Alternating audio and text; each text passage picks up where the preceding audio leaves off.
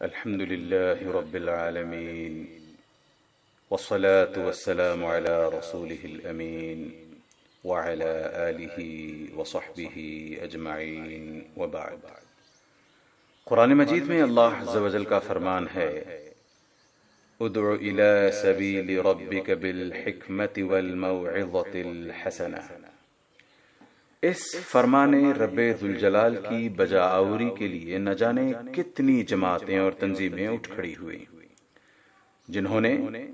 اعلاء کلمت اللہ کے لیے ہر ممکنہ تگ و دو کی۔ اسی طرح اعلاء کلمت اللہ کا خواب خدمت خلق کے جذبے سے سرشار، اللہ کی محبت و خوف میں گرفتار، اس کی رجا کے پرزور امیدوار عالی جناب نقوہ باپو صاحب رحمہ اللہ نے بھی ایک عرصہ دراز تک دیکھا۔ پھر اللہ کا بے پناہ احسان کہ آپ کا یہ خواب 2008 میں شرمندہ تعبیر ہوا۔ اللہ عز و جل آپ کے تمام بچوں کا بھلا فرمائے کہ انہوں نے پھر اس مرکز کو، جس کا نام خود آپ کی تجویز تھی کہ اسے ہدایت کا منبع اور مرکز بنایا جائے، اسے منہج اہل السنہ والجماعہ کا گہوارہ بنایا جائے، توحید کی تخم ریزی یہاں سے کی جائے اور سنت رسول کے پودوں کو سینچ کر سلفیت کے گھنے سایہ دار درخت بنایا جائے۔ مرکز دارالہدیٰ کا قیام، تاہم اس کی بے باک کارکردگیاں جو ہمہ جہت صرف عوام الناس تک ہر قسم کے خیر کو پہنچانے میں روز اول سے مسلسل لگی ہوں، وہ بھی بلا تفریق مذہب و ملت، بنا رنگ و نسل کے بھید بھاؤ کے ناقابل تسخیر ہیں۔ غالباً یہی وجہ ہے کہ دنیا اسلام کی بڑی بڑی نامور شخصیات نے نہ صرف اس مرکز کو اپنی زیارتوں سے زینت بخشی، بلکہ کئی ایک نے مرکز کی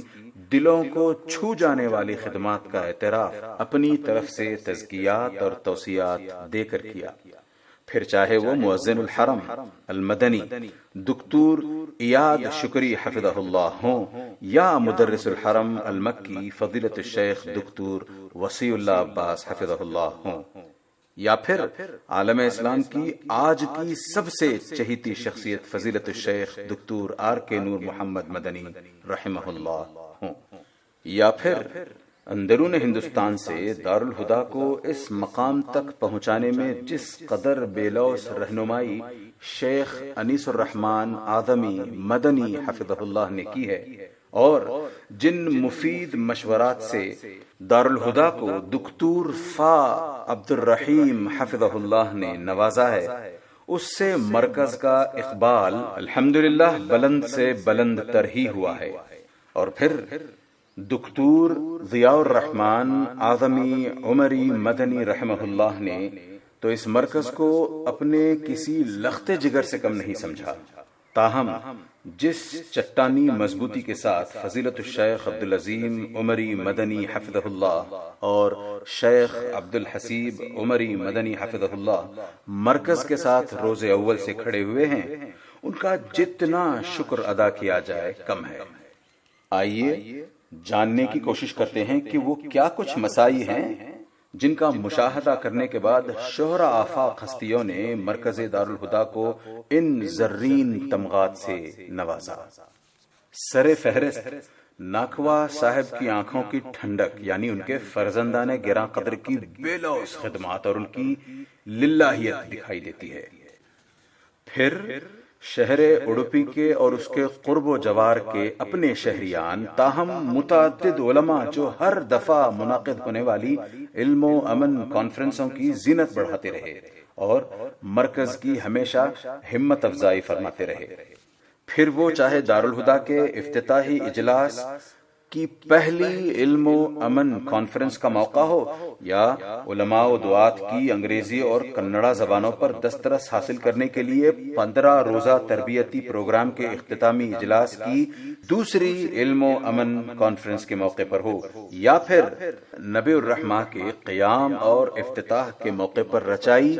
تیسری علم و امن کانفرنس ہو۔ ان تمام ہی کانفرنسوں میں جس محبت اور شوق کا ثبوت نامور علماء ہند نے اور اڑپی کے اور اطراف و اکناف کے شہریوں نے دیا ہے، اس کا دارالہدیٰ ہمیشہ ہی مرہون منت رہے گا۔ پھر قرآن مجید کو سیکھنے سکھانے کے تئیں جس جذبے اور لگن سے مرکز نے کام کیا ہے،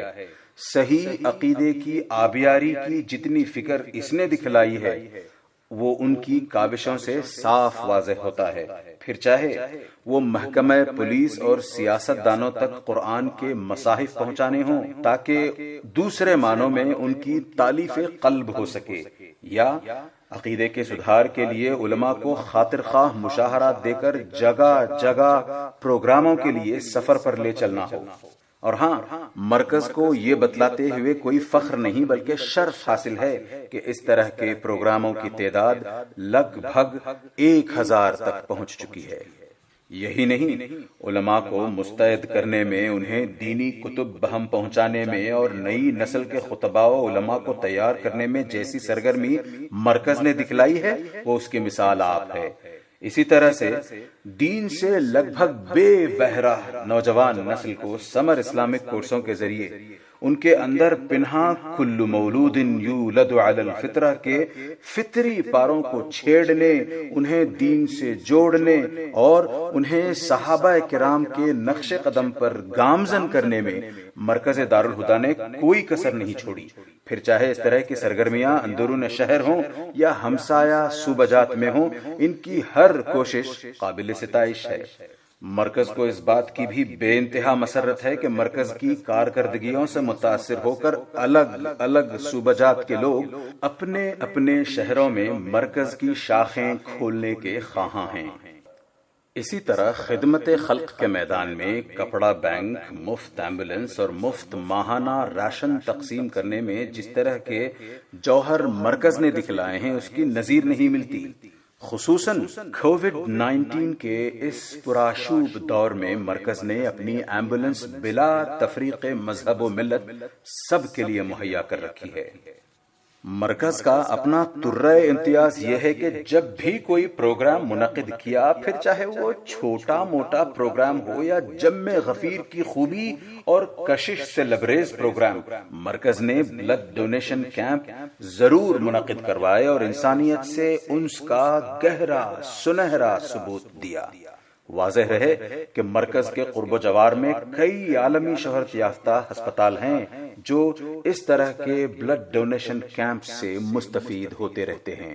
مرکز کی ایک اور گراں قدر کوشش دینی علم کے بیش قیمتی موتی ہندوستان کی علاقائی زبانوں میں پرونے کی ہے، جس کا تازہ ترین ثبوت نبی کریم صلی اللہ علیہ وسلم کے رحمت سے لبریز احکامات کا نبی الرحمہ نامی نمائشی ہال ہے، جس میں 100 سے زائد پوسٹرز ہندوستان کی لگ بھگ ہر زبان میں چھپ کر اس نمائشی ہال میں حاویزاں ہیں، جو کہ مرکز کا ایک اٹوٹ حصہ ہے۔ اور ہاں، ہر سال ماہ رمضان میں ضرورت مندوں تک فوڈ کٹس بہم پہنچانا اور سیلاب کی زد میں آنے والے علاقوں تک ہر ممکنہ مدد پہنچانا مرکز اپنا اہم فریضہ سمجھتا رہا ہے۔ مرکز دارالہدیٰ اس خوبی کا بھی منفرد پاسدار ہے کہ اس نے اب تک درجنوں کتابیں طبع کروا کر علماء اور عوام کے بیچ مفت تقسیم کی ہیں۔ یہی نہیں بلکہ کتنی ہی مساجد، کتنے ہی مراکز اور کئی سارے اسکول کالجوں میں مرکز نے لائبریریاں قائم کروائیں۔ کووڈ-19 کی وجہ سے جس طرح کے کشیدہ حالات ملک و ملت کی نوجوان نسل کو درپیش ہیں، اس کی مناسبت سے مرکز نے مختلف انواع کے آن لائن ٹریننگ پروگرامز شروع کیے ہیں تاکہ علماء اور دعات کو ہر قسم کی ٹیکنالوجی سے روشناس کرایا جا سکے اور انہیں الگ الگ میدانوں میں نوکریاں حاصل کرنے کے قابل بنانے کے لیے دور جدید کے ہنر سکھلائے جا سکیں۔ اور پھر ان قداور کوششوں میں کئی ایک مراکز چھوٹی موٹی چیزوں کو خاطر میں نہیں لاتے، مگر بحمد اللہ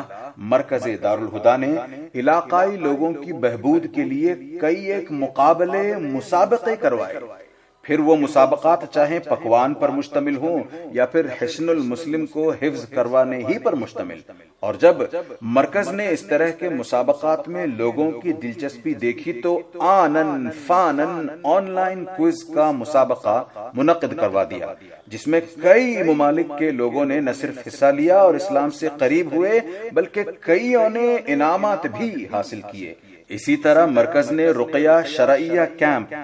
حج اور حجامہ کیمپ تک کروائے، تاہم مرکز نے خالص توحید اور سنت رسول پر مبنی ان گنت ویڈیوز بھی بنوائے اور یوٹیوب پر فی سبیل اللہ نشر کروا دیے۔ اور اب مرکز کے سامنے کئی ایک نئے اہداف ہیں، جن میں سے ایک قابل رشک ہدف فضیلت الشیخ ثناء اللہ مدنی حفظہ اللہ کی انتھک کاوشوں کا ثمرہ یعنی آسان ترجمہ قرآن کی فوری طبع ہے، جو کہ 15 تراجم کو سامنے رکھ کر عام فہم انداز میں تیار کیا گیا ہے۔ اسی طرح مرکز کا ایک اور ہدف قرآن پرنٹنگ کمپلیکس کی تعمیر ہے، جس کے لیے شب و روز ہمہ قسم کی کوششیں جاری ہیں۔ ایک اور بڑا ہدف دارالہدا کا یہ بھی ہے کہ دارالہدا نامی ایک ٹی وی چینل کا قیام عمل میں آئے، جس سے خالص توحید اور سنت کے پیغامات نشر ہوں۔ اسی طرح مرکز ہمہ تن کوشاں ہیں کہ اس کا ایک اپنا اسٹوڈیو ہو جہاں خالص دینی پروگراموں کی ریکارڈنگ ہوتی ہو۔